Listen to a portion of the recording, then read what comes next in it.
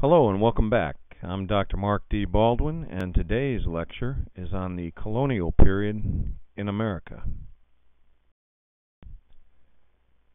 Where does one begin in the discussion of such a huge and historically monumental topic as the origins of the United States of America? Well, the best place to begin is at the center, the core, the essence of the country. And without a doubt, the most central, crucial, fundamental and indispensable fact of the founding of the United States of America and its literature is that the founders and writers believed in the Judeo-Christian God. From the very beginning of the founding of America by the colonists, whose values, heritage, rule of law, and seeds of Republican principles of government created the United States of America, God was at the center of and the expressed reason for their existence.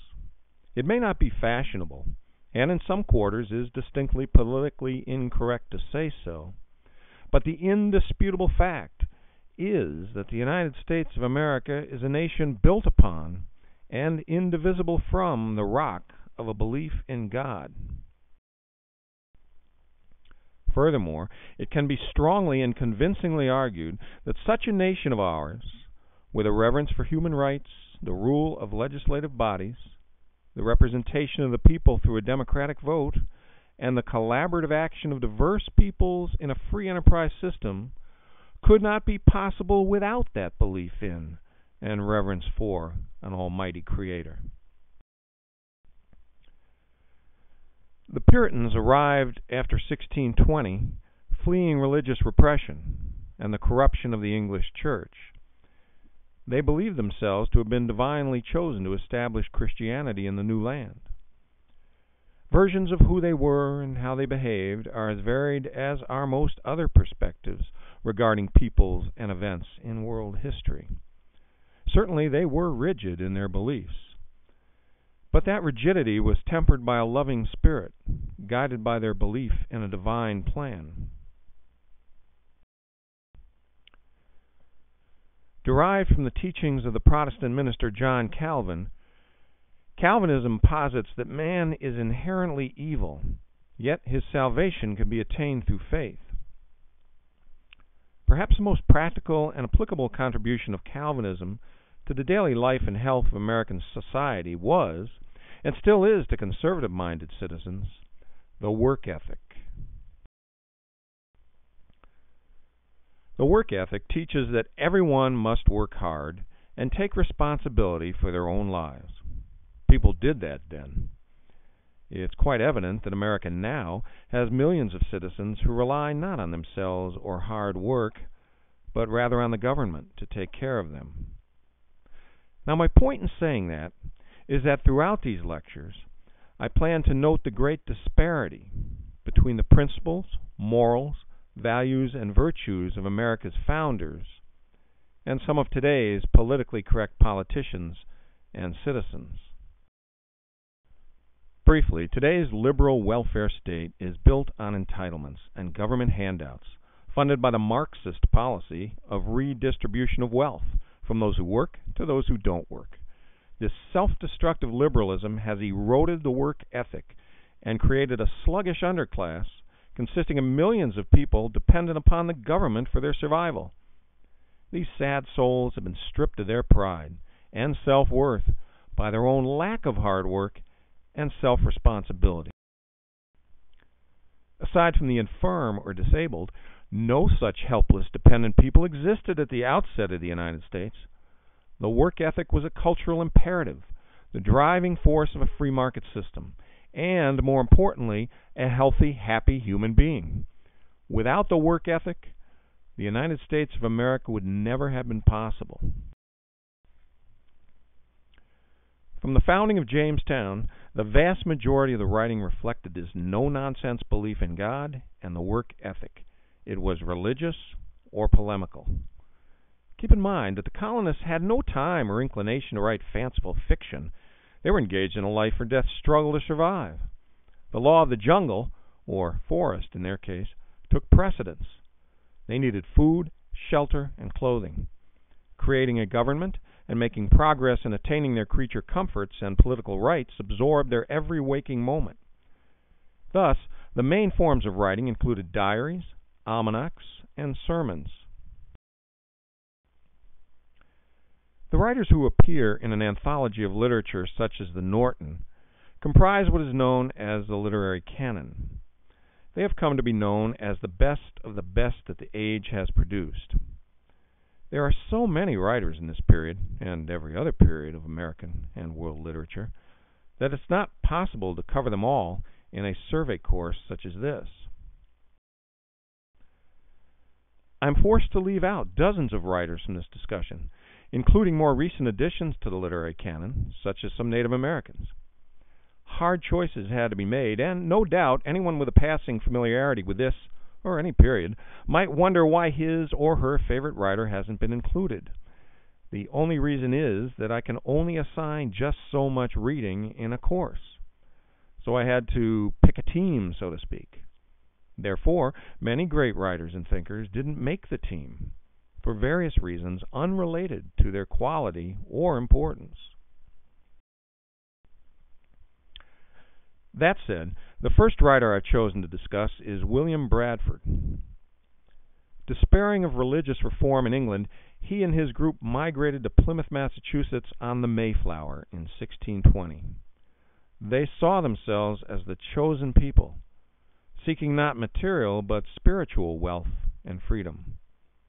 Bradford's Of Plymouth Plantation, written from 1630 to 47 and published in 1856, chronicles their voyage and settlement of Plymouth. While on the Mayflower, he wrote, and all the pilgrims signed, the Mayflower Compact, the first document of governance in the New World. It would be difficult to overstate the importance of the Mayflower Compact. It set the tone and terms for establishing Western civilization in the New World. As I read it, please note the rule of law and the spirit of mutual cooperation that infused the Pilgrim's project.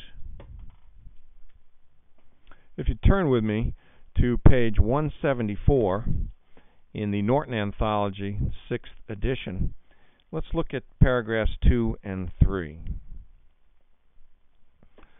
We whose names are underwritten, the loyal subjects of our dread sovereign Lord King James, by the grace of God of Great Britain, France, and Ireland, King, Defender of the Faith, etc., having undertaken for the glory of God and advancement of the Christian faith and honor of our King and country, a voyage to plant the first colony in the northern parts of Virginia, do by these presents solemnly and mutually, in the presence of God and one another, covenant and combine ourselves together into a civil body politic for our better ordering and preservation and furtherance of the ends aforesaid, and by virtue hereof to enact, constitute, and frame such just and equal laws, ordinances, acts, constitutions, and offices from time to time, as shall be thought most meet and convenient for the general good of the colony, under which we promise all due submission and obedience. In witness whereof, we have hereunder subscribed our names at Cape Cod, the 11th of November, in the year of our reign of our sovereign Lord King James of England, France, and Ireland, the 18th, and of Scotland, the 54th, Anno Domini, 1620.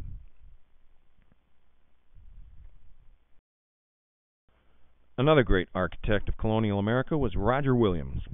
He founded Rhode Island as a haven for religious freedom. Now, we hear a great deal these days from assorted folks who claim to understand the Constitution that there's a separation of church and state in America. It's a concept that is greatly misunderstood, misinterpreted, and misapplied. It does not mean that government officials cannot themselves be religious, nor that they must at all times be politically and religiously silent. In fact, religious liberty is an outgrowth of biblical doctrines. The state can honor God without imposing conformity of worship. As the concept relates to Roger Williams, please note in the passage I'm about to read, entitled A Letter to the Town of Providence, that Williams is an early proponent of both respect for religious differences and for the separation of church and state. If you turn to page 237, please, in your Norton Anthology 6th edition, I'm going to start reading on line 4 of a letter to the town of Providence. There goes many a ship to sea, with many hundred souls in one ship, whose weal and woe is common, and is a true picture of a commonwealth, or a human combination or society. It hath fallen out sometimes that both Papists and Protestants, Jews and Turks, may be embarked in one ship, upon which supposal I affirm that all the liberty of conscience that ever I pleaded for turns upon these two hinges, that none of the Papists, Protestants, Jews, or Turks be forced to come to the ship's prayers or worship, nor compelled from their own particular prayers or worship if they practice any. I further add that I never deny that notwithstanding this liberty, the commander of the ship ought to command the ship's course, yea, and also command that justice, peace, and sobriety be kept and practiced, both among the seamen and all the passengers. Did you note the separation there? Everybody, the Catholics, Protestants, Jews, and Muslims, can worship as they wish. They have the freedom to do so. But the state they must obey, and in this case the commander of the ship represents the state. They must obey him in all things not religious. Beautiful. Right from the outset of the founding of the United States. The great Roger Williams. Wise and fair men, Bradford and Williams, wouldn't you say? Another eminently wise and fair man who also reconciled another major division in thought and motivation, the desire to attain both eternal salvation in the afterlife, yet enjoy material wealth while in this life, was Benjamin Franklin. Forged by the Enlightenment spirit of commerce, enterprise, and humanism, Franklin was a pragmatic Yankee who turned away from Calvinism to adopt a creed based on reason and nature. Franklin's Poor Richard's Almanac was a runaway bestseller, selling 10,000 copies a year for over 25 years from 1733 to 1758 and beyond. Oriented to this world rather than the next, Franklin filled the pages of his almanac with a love of life, optimism, and an enthusiasm for democracy. He taught how to earn wealth and improve yourself and society.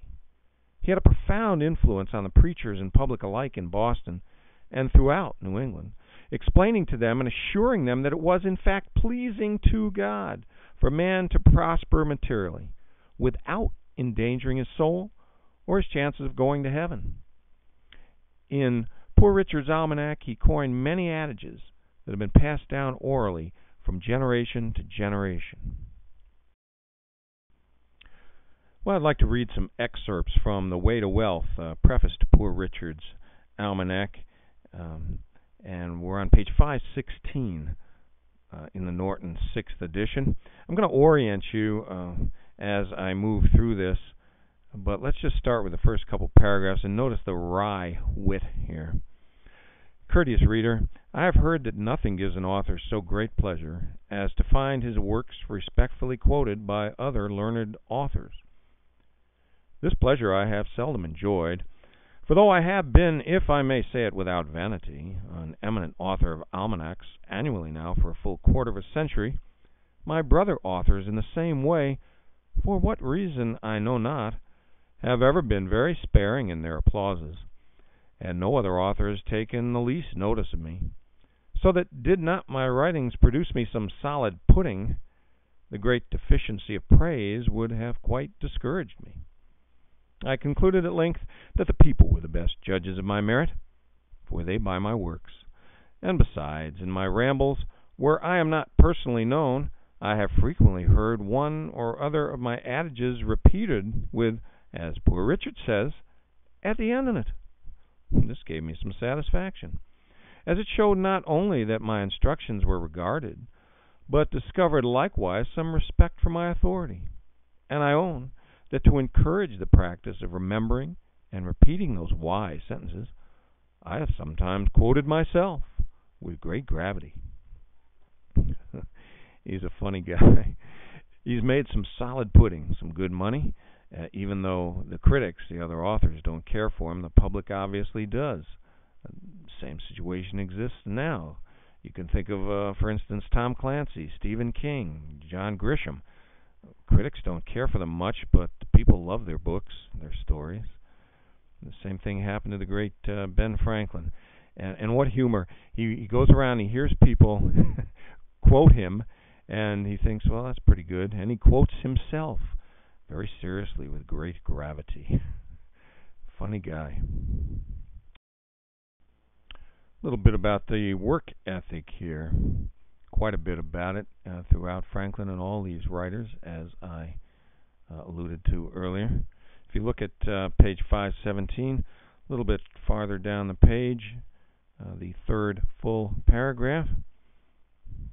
Friends, says he, and neighbors, the taxes are indeed very heavy, and if those laid on by the government were the only ones we had to pay, we might more easily discharge them.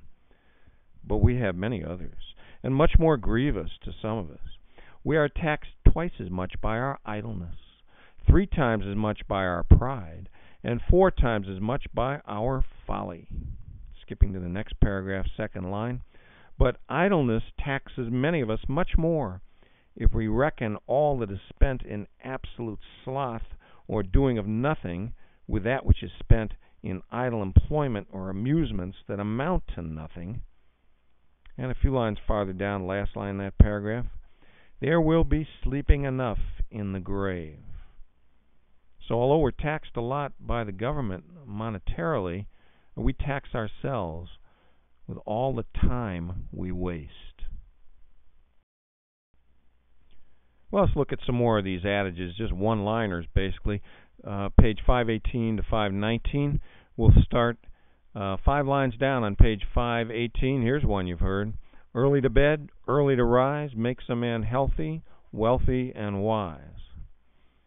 Next paragraph, third line. He that lives upon hope will die fasting. And about another 10 lines down, diligence is the mother of good luck. Next line, then plow deep while sluggards sleep. And a couple lines farther down, 1 today is worth 2 tomorrows. And at the end of that long paragraph, second line from the end, little strokes fell great oaks. Top of page 519, about the 6th line, keep thy shop, and thy shop will keep thee. That's a particularly good one I really enjoy. Pay attention to your work real hard, and your work will take care of you. The fruits of your labor, as it were. And in the next full paragraph, about 10 lines down, a little neglect may breed great mischief. For want of a nail, the shoe was lost. For want of a shoe, the horse was lost. And for want of a horse, the rider was lost, being overtaken and slain by the enemy, all for want of care about a horseshoe nail. It all starts with little things. You don't take care of the little details, the little things. You let life around you fall down, fall apart, fall into disrepair. It's a slippery slope. Well, he has many more, but we'll leave it at that for Poor Richard's Almanac. Franklin's autobiography is the masterpiece of the period, the richest description of colonial life that we have. It's a record of experience in which God works through the actions of men. His mission was to be the representative American, uniting the providential, God's plan, with the empirical, man's sensations. Published in 1784, Information to Those Who Would Remove to America is Franklin's pragmatic, practical advice and warning to potential immigrants on what to expect and how they should behave if they decide to come to America. He explodes various myths, that America's streets are lined with gold, that all you have to do is come here and you'll have it made, warning instead that only those with a skill and a strong work ethic will succeed in this new world. So let's open our books to page 528 and look at a little bit of this. Second paragraph in the piece, the bottom of 528. He finds it imagined by numbers that the inhabitants of North America are rich and capable of rewarding and disposed to reward all sorts of ingenuity. And he goes on about all the myths that operate. And then at the top of page 529, the truth is that though there are in that country few people so miserable as the poor of Europe, there are also very few people that in Europe would be called rich. It is rather a general happy mediocrity that prevails. There are few great proprietors of the soil and few tenants. Most people cultivate their own lands. And towards the bottom of the page, about 10 lines up from the bottom of 529, America is a place where people do not inquire concerning a stranger, what is he, but what can he do? Your skills are important. Page 530, the second paragraph, about 10 lines down. In short, America is the land of labor. And the next paragraph, starting at the beginning of it, who then are the kind of persons to whom an emigration to America may be advantageous, and what are the advantages they may reasonably expect? Land being cheap in a country from the vast forests, still void of inhabitants, and not likely to be occupied in an age to come, insomuch that the property of 100 acres of fertile soil full of wood may be obtained near the frontiers in many places for 8 or 10 guineas, hearty young laboring men. Right, there you go, the work ethic. And continued on the top of page 531, there's a continual demand for more artisans of all the necessary and useful kinds to supply those cultivators of the earth with houses and furniture and utensils of the grosser sorts. A few lines farther down, if they are poor, they begin first as servants or journeymen. If they are sober, industrious, and frugal, they soon become masters, establish themselves in business, marry, raise families, and become respectable citizens. There's the triumvirate. Sober, industrious, and frugal. That's it. Those are the virtues, in a nutshell. Continuing our reading of To Those Who Would Remove to America on page 531. Second paragraph, a few lines down. There they may be taught and practice profitable mechanic arts without incurring disgrace on that account, but on the contrary, acquiring respect for such abilities. What he's talking about there is the blue-collar worker of America was looked down upon, disrespected in Europe, where the immigrants came from and would come from, continue to come from throughout the world. If you have a skill or a craft, there's no disgrace, no disrespect done toward you if you're a blue-collar worker.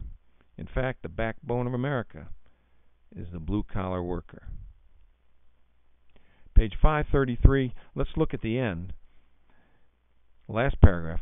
The almost general mediocrity of fortune that prevails in America, obliging its people to follow some business for subsistence, those vices that arise usually from idleness, are in a great measure prevented. Industry and constant employment are great preservatives of the morals and virtue of a nation. Wow, we got to stop there. Look at that. It could be argued, and many people do argue, that the morals and virtues of the United States of America have somewhat slipped in a lot of ways, in a lot of quarters. Why? Industry and constant employment. Work. The work ethic. Keeping busy. Hence, bad examples to youth are more rare in America. How we've changed there. Can you folks think of any bad examples to youth? I would suppose so. Which must be a comfortable consideration to parents. To this may be truly added that serious religion under its various denominations is not only tolerated but respected and practiced. Atheism is unknown there. Infidelity rare and secret. So that persons may live to a great age in that country without having their piety shocked by meeting with either an atheist or an infidel. And the divine being seems to have manifested his approbation of the mutual forbearance and kindness with which the different sects treat each other, by the remarkable prosperity with which he has been pleased to favor the whole country. So God has favored the country because the country believes in God. At least that's Benjamin Franklin's position. Well, thanks for listening. Terrific start to our study of the United States of America's origins, founding fathers, virtues, morals, values that created this country. And I appreciate your attention, and I'll see you next time.